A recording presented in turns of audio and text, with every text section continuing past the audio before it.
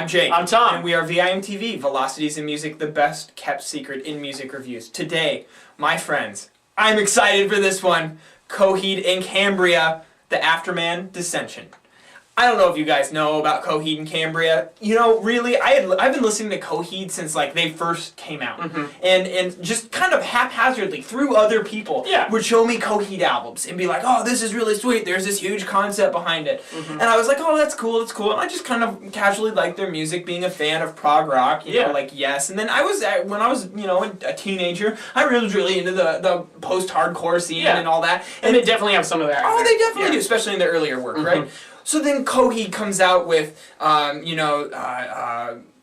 Apollo, I'm Burning Star 4, and so on. Yeah, right. All their other albums, right? In 2005 and then 2007 they came out with No World for Tomorrow, and then here the Black Rainbow came out in 2010, and Tom and I reviewed it, and really liked it. It was a really good album, right? So we're like, where is Coheed gonna go from here? They had finished the story, right? So then in late 2012, we reviewed the Afterman Ascension, the first part of a double album, which really is being released as 2 albums, so that's kind of why we're reviewing it as 2 albums, but I'm just gonna come out and say right now, there's really no way once you listen to these 2 albums together that you can pull the album apart. Like, it's the same album, and it definitely feels that way. So, we'll do the best that we can with that, but I'm just going to come out and say, Descension is, the score we're going to give to, at least me, the score that I'm giving to Descension is going to be biased by the fact that I know how they all work together. That's fine, as long as you admit it. And you just did, so you're in the clear. So, here's what you need to know. Ascension and Descension are part of a concept of the Cyrus Amory, the start of the whole Amory Wars. This is like a prequel to the whole story, right, of this comic book world that Claudio Sanchez has created, right? And it's just this really in-depth thing. But what does the music sound like, Tom? What does it sound like? Well, in terms of Coheed's discography, I actually really like the sound of this album because I feel like it actually harkened back to some of the more how do I say, like, progressive emo post-hardcore of like their first, in keeping Secrets of the Silent Earth. Specifically that one. Specifically that one. It sounds a lot more like that in songwriting style, but I think that it has that very modern prog metal sheen that You're the Black Rainbow and Afterman Ascension obviously had. So in that way, I think it's a very cool blend of sounds for the band. They're obviously moving forward, but they're not moving forward too fast. You can still stick with them, and still there's just a lot of great songwriting backing up these tracks. I think one of the most impressive things is how they clearly, even from Ascension, released just 4 or 5 months ago, right? Yeah.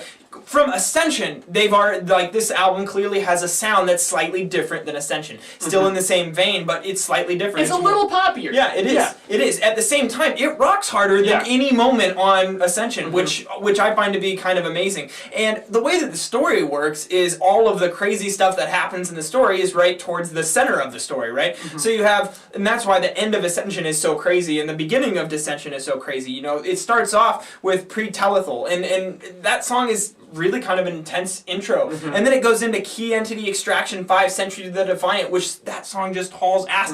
Then you have a number of tracks in a row that just rock your face off. Before getting into a little bit more of, I wouldn't say sappier, but definitely more of a ballad-esque. They have a bittersweet tone to them, and it goes along with the story.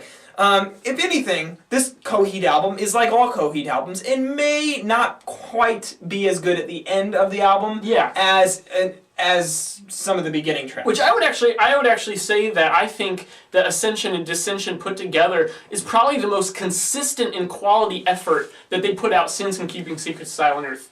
I totally agree. Because that's actually, and I really like Second Stage Turbine Blade, but everything they put out since then, I love certain tracks from. I still like listening to the album, but I always feel like it slumps at the end a little bit. Coheed's always been really good at songwriting, but I think that on this album, they're really showing off that, hey, we have this sound mastered. Yeah. And I mean, they go into all sorts of different, they know how to just transform these songs into these, you know, giant rock parts, to these huge anthems, and to the really bittersweet kind of melancholic parts, all within one track. And not many bands would be able to pull that off. And I really think that the magic behind it is Claudio. Not that the rest of the band isn't hella talented. They're very good. But Claudio brings that genuine just appeal to it because he's such a unique frontman. He can do so many things with his voice. He can sound kind of sappy if you want. He can also kind of scream and be in your face and be a little metal if he wants to be. And not very many people have that diversity and can pull it off with still just giving this kind of charm that he has. Very true. So I think that just ties it all together for me. And his vocals are as high as ever.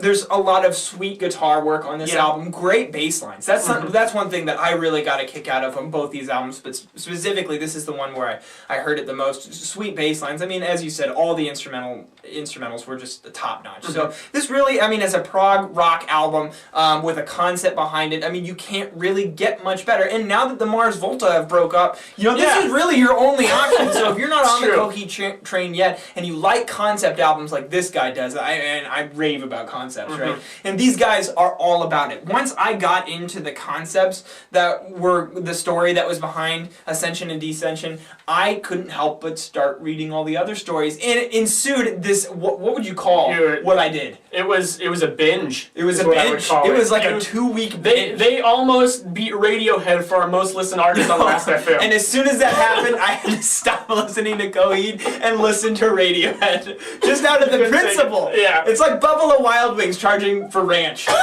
Get out of town. It's not going to happen. Get out of town. I really like this album. It's really, really enhanced if you know the story. However, it's kind of a crazy story and kind of work to get behind it. But once you start liking the music enough that you're kind of interested and you've picked out several of the lyrics that you like, I would recommend going and reading the story. It will enhance the flow of the album for you because then you're associating, you know, you have like pictures to go along with it. It's a really cool concept, and I'm really glad that this band has the talent and foresight to realize how complicated and intricate they can make all of their albums and have them all work together and have the music still be top notch, because I really don't think that they sacrificed anything here. No. Whereas on the other albums I kind of feel like they sacrificed some songwriting for story. So this one is just top notch, and I think out of Descension versus Ascension, I favor Descension just that much. See, and I favor Ascension a little bit. And I think you can make that argument either way because they're both just really good albums. I think I'm going to go 90 on this one. Holy crap. Awesome. I cannot stop listening to these records. Like I said, my score is a little influenced by putting them together. You know, I gave Ascension low 80s. This one, you know, at first I was thinking, oh, this is better, but at the same time, I got to go 90. I am going to give this an 84. Very good. This is a solid album, mid 80s score from us, so that means it's got our stamp of approval. Guys, if you're not into Coheed and Cambria, for whatever reason, it's understandable because this band can kind of come...